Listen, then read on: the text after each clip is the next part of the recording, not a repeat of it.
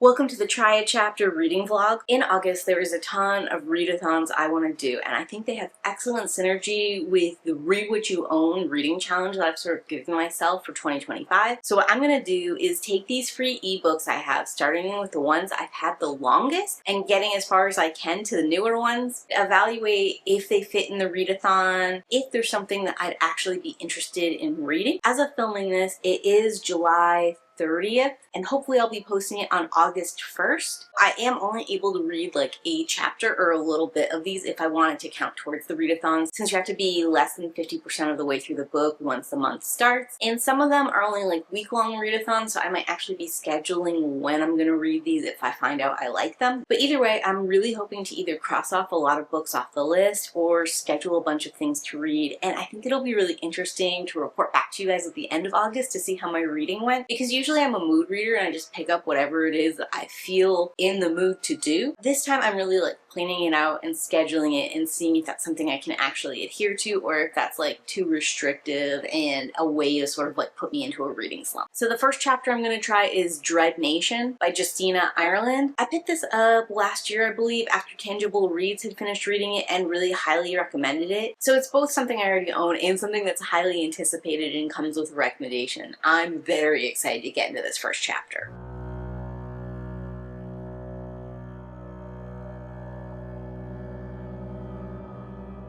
So I just finished the prologue. It's not very long, and I'm definitely intrigued, even though it pretty much is just giving me exactly the same thing the summary gave me, except told in a slightly more colorful perspective of who I assume is going to be our main protagonist. But as of right now, I think I'm going to give it a 6 or 7 on a scale of 1 to 10 as far as how interested I am. I would probably have it at like a 9 or a 10 if this was an audiobook, but because it looks like it might have some historic elements to it, and I sort of struggle to read that, it is a little bit lower, even though I love the idea of the dead are rising up and we're like trying to fight them back, and this is going to be like some kind of zombie war America. Next book I have is The Blood of Zeus.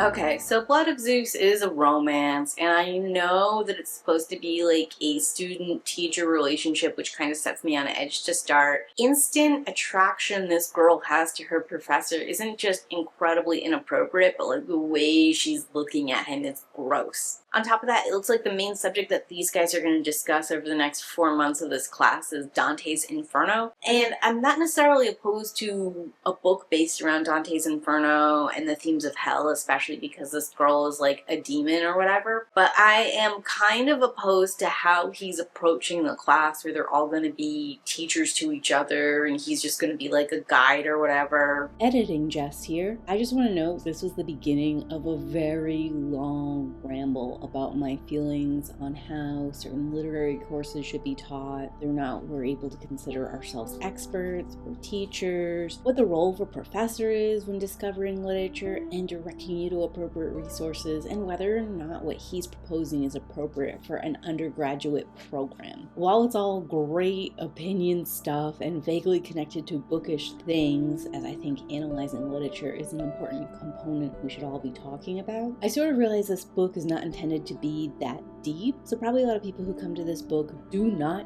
care whether the class is being taught appropriately, and in fact I bet we probably don't even get that much Dante, just like a little bit for flavor and not so much like actual learning. So I've ended up cutting it and giving you this ramble instead, but just know it was like a 10-minute, 20-minute tangent, so this book definitely made me feel a lot of things and have some immediate impressions and thoughts, but none of them were about the romance or the overall plot. It was all about how college education is run and whether or not it's doing it right. Make of that what you will. Editing Jess out. At this first chapter, it's probably hanging out on like a 3 or a 4, and I don't anticipate reading it this August. Which brings me to Crimson Memories by Yvonne Nicolas. The way this man's face is like pasted on this overly dark like rest of the story looks really odd. And I'm pretty sure the only reason I picked this free ebook up is because it is retelling, and it's like a steampunk sci-fi retelling. All of that kind of stuff is sort of interesting to me and like more new, so sometimes I'm willing to give things that look a little bit more dicey a chance just because of its novelty. The book itself is very short, it's only 99 pages. So about 4 paragraphs in, we've got this woman, Petra, in wolf form, either running away from or chasing something, and she says, from the vibrations coding through her body, she detected the weight and strength of the creature. It weighed a little less than a ton. Do horses weigh a ton? So I looked it up, and horses weigh anywhere from 1,100 pounds to 2,000 pounds, and a ton is like 2,100 pounds. So I guess it could be like the Clydesdale or whatever. But like, what a way to throw me out of the story 4 paragraphs in, right? Where I have to like stop and look stuff up. Also, just as a side note, that got me on another tangent about whether or not you can sense weight through vibrations in the earth. And looking it up, it looks like wolves do sense vibrations in the ground, but it is highly unlikely that they can tell how much something weighs based off of that. Like, you could probably tell if something is really heavy or light based off of vibrations, and you might even be able to get a general idea of distance. But for her to specifically call out a ton feels a little bit of a stronger perception than I think she'd have in like a wolf form, even with human intelligence. Oh my goodness, it's getting worse. The next thing it says, she lifted her snout in the air and pulled a deep inhale. Past the scent of Mother Nature's tears, brute testosterone filled her senses. Mother Nature's tears? Do you mean rain? Why is this written like this? And brute testosterone. Ugh, I hate it. I don't like this description at all. Okay, maybe I should be giving the book a little bit more breathing room because it looks like it's not an animal horse, it's a mechanical horse. So the 1 ton thing could have been leading me in that direction. And I do know it's a steampunk book, so maybe I should have given it like some more time to develop. We hadn't even gotten here to page 2 yet, and I was already kind of being a little pissy with it. Although I do have to ask a little bit why it's a mechanical horse. He's like using reins on it, and he's patting it and stuff, which are all things you do with a real horse. But why does a mechanical one drive like a real horse? Why do you interact with it like it's a flesh and blood creature that you can like feel or like sense with or communicate with in this regard? There's a line here, the horse master, who emitted a strong masculine aroma, patted the side of the animal's head, bringing its prancing to a halt. Why is he called a horse master? Why do you have to say he has a strong masculine scent when we already gave the testosterone over here? We're 3 or 4 pages in, and I think the language is really poorly thought out, which, like Joyce Carol Oates, when she discusses short stories, explains that language is one of the most important parts of something that's so short. So this is not giving me great, fuzzy, excited vibes. This is the 2nd book in a row where we've talked about a man's powerful thighs, and I hate it. Why are we doing this within the 1st chapter? Alright, we've just found out that she plans to kill this guy because he's trespassing on her land. I sure hope there were some do not trespass signs up. I just finished chapter 1 of Crimson Memories, and if I gave Zeus's blood 3 or 4 stars, then this is going to have to be 2 or 3 stars out of 10. In some ways, this has a more interesting plot to me, where I anticipate in Zeus's Blood, if I read that, I'd have a lot of issues with it because it's going to be like a teacher-student romance, and because I think I might have issues with how Dante's Inferno is portrayed, as well as like overall teaching at a college level. I don't have any problems here like that in Crimson Memories. It's going to be like a werewolf shifter or hunter, sort of like enemies to lovers kind of vibe. It's going to be really quick. I sort of like that the big bad wolf is a female and that the Red Riding Hood is a captain of the guard going through her land. But the language itself, like the actual word choice and placement of the words, is really poor here. And I'm not sure I could stomach my way through even 99 pages of it. So that moves me into Moonlight, Roses, and Murder by Anna Violetta Carson. It is supposed to be like a vampire and vampire hunter kind of story, mystery thriller, so that sounds like it would be fun. So tentatively I have really high hopes, and I just want to get right into chapter 1. Okay, so before chapter 1 we open with an epigraph from Bram Stoker. How blessed are some people whose lives have no fears, no dreads, to whom sleep is a blessing that comes nightly and brings nothing but sweet dreams. Starting off with high expectation, Bram Stoker wrote Dracula. You better really be giving me some scares here, and you better really know your vampire stuff to start with that as your quote. prologue is 4 pages, and it's really a mini adventure that sets up one of the deaths that I assume we're going to be investigating in this sort of like mystery modern adventure. I love the attention to detail with like all the costuming and stuff, and I can tell we're going to get like a lot of fun outfits and designs, so I feel like it'll be very atmospheric in that way. That said, it didn't give me a gory death scene or like a very specific stalker scene. It kept it really vague, and we sort of faded to black on like the kill scene is really not giving a lot of anything. It feels so generic. I think I'm gonna have to give it a 5. It's below Drug Nation, although I am inclined to say that I am gonna read more of it just off the top of my head. At least probably I'll read like into chapter 2 or 3 just because I want to get a better feel for what this is instead of like what the setup for what it is. But that rolls me into The Reign of the Morgana by Brittni Chenille. I really love Brittni Chenille's The Fae and the Fallen, and since then I've kind of been following her around looking at different books and trying to find some that would appeal to me. I love this cover. It was available for free. I went ahead and picked it up. Apparently it's a standalone from the Kingdom Cold universe, which I have not read, so we'll see how standalone it is.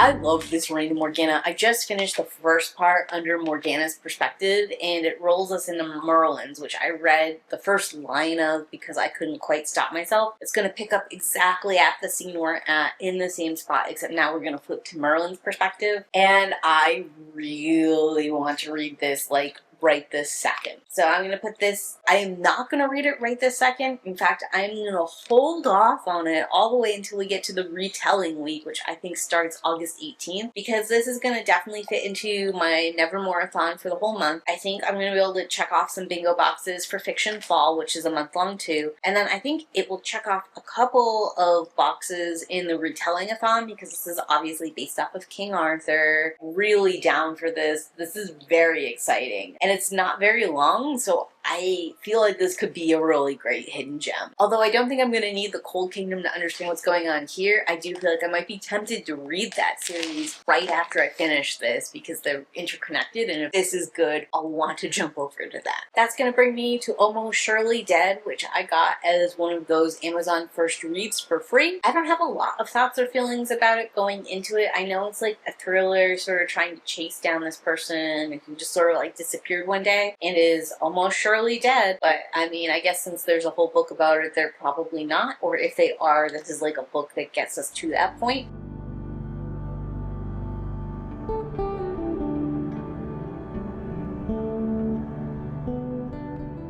It started us off 2 years ago, sort of in a flashback before we head into the story proper. I like that it's still titled Chapter 1 and not a prologue, because I am anti-prologue all the way. The narrator here has a really fun, kind of rambling, panicked tone that appeals to me, and they're really playing with the title Almost Surely Dead and our expectations that this woman is about to die for the longest here in Chapter 1. And we still get that like blood-soaked scene of someone like intentionally jumping into the subway as the train's rolling in. So just because she gets saved by New Yorkers doesn't mean the reader is saved from the gore. Why was he trying to kill her? Why did he end up killing himself when he couldn't kill her? Is there something supernatural going on? Is this a mental health crisis? Like, what is the deal here? And I like the little added touches they did to give this like more of a sense of betrayal. Like, this is a guy she's been riding on this subway with for weeks. They're both perfect strangers, but he's a good-looking dude. She's sort of been fantasizing about the fact they're making eyes at each other, and maybe one day he'll ask her out. And now here he is, instead of like asking her out, he's like actually trying to drag her off the platform and kill her. The public has successfully stopped him from that, but they haven't stopped him from jumping in the last minute and offing himself. So much tension. You can tell this character, besides being rambly and panicky, has like a really interesting, creative, internal, emotional life. There's just a lot going on. I think this is probably like a 9 or a 10 as far as like a first chapter goes. It definitely has me interested in reading more. I am getting kind of hungry though, and my battery is dying, so I'm going to take a little lunch break, and then I'll come back to you guys afterwards with more chapters to read. Alright, back from lunch. I had a little charcuterie. I made myself a big decaf iced coffee, and I got chilly from eating so many cold things and drinking all this ice, so I got me a sweater. Let's hop right back into this chapter with The Monstrous Mrs. May by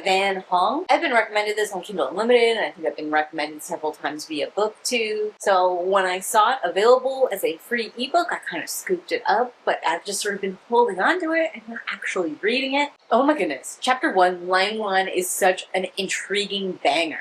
Cordelia May Ying was accustomed to her family disowning her periodically. But as she stood in front of the red brick apartment building on 3rd Street in Grand Avenue, holding the newspaper advertising an available room, she knew that this time it was for good. What do you mean they're periodically disowning you, girl? Like, I just need so much more context, and already I'm really rooting for her because she's like a black sheep underdog. Even if she's done like a bunch of scandalous shit, I don't think families should necessarily continually disown you. It makes their like care and love for you so fucking conditional. How is anyone supposed to function in that way?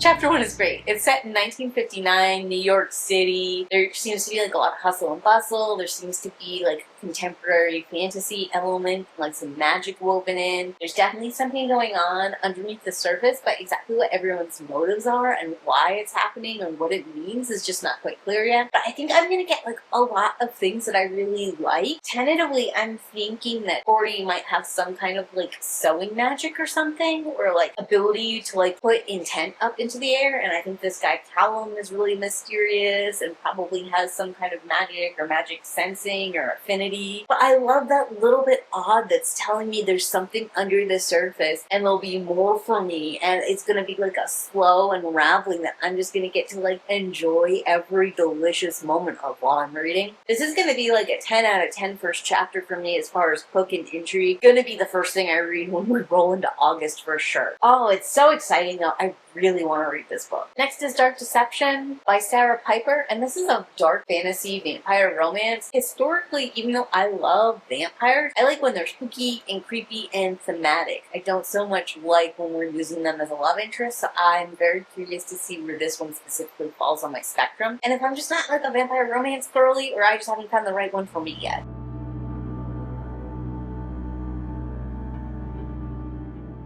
About 4 pages in, our main male love interest's dad has just died, which has driven him back to New York in some kind of like vampire lord ruling empire or whatever. Looks like vampires are sort of kept secret from humans, or at least they can choose to since humans don't inherently sense them. It also looks like demons are alive and well in this world, and that vampires and demons are enemies, which I think is an interesting choice, given that like traditionally vampires are aligned with demons, or sometimes they're like demons that have found a way to inhabit a human corpse. Having this sort of like face-off where they're fighting for territory and like mortal or immortal enemies is a choice. I'm a little bit worried that means we're gonna make these vampires angelic in some sense, and I hate that. Like, if you're gonna go for like the wing angel untellable beauty, then just make it an angel.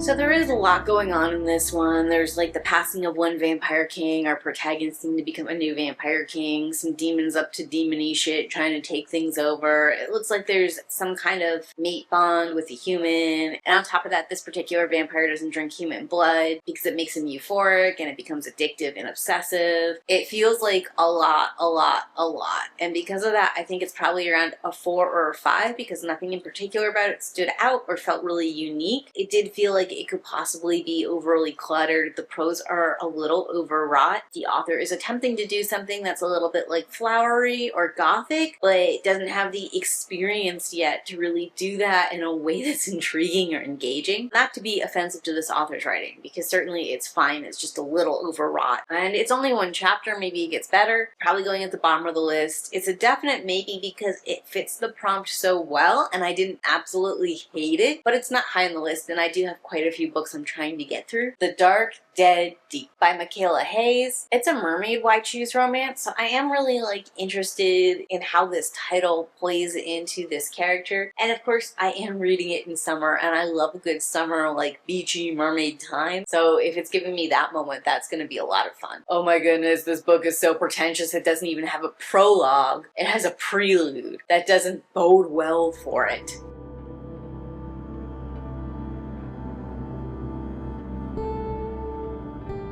After reading the prelude, I have to come back to you all and eat my words a little bit. I don't hate it. There is sort of like this fairy tale, dreamlike, sort of bubbling kind of element. There's enough that's like different from our world and has like an underwater, wavy kind of vibe that has me interested in reading more. I think it's probably going to end up with like a 5 or a 6 on intrigue for chapter 1. I definitely want to keep reading this story. I don't know if it's going to fit into this month. There are things I want to read before this one, but color me intrigued with this opener. Next is Love Cursed by Leighton. This is supposed to be a fated mate's contemporary fantasy romance, so I'm back on familiar ground and very curious to see what the first chapter holds.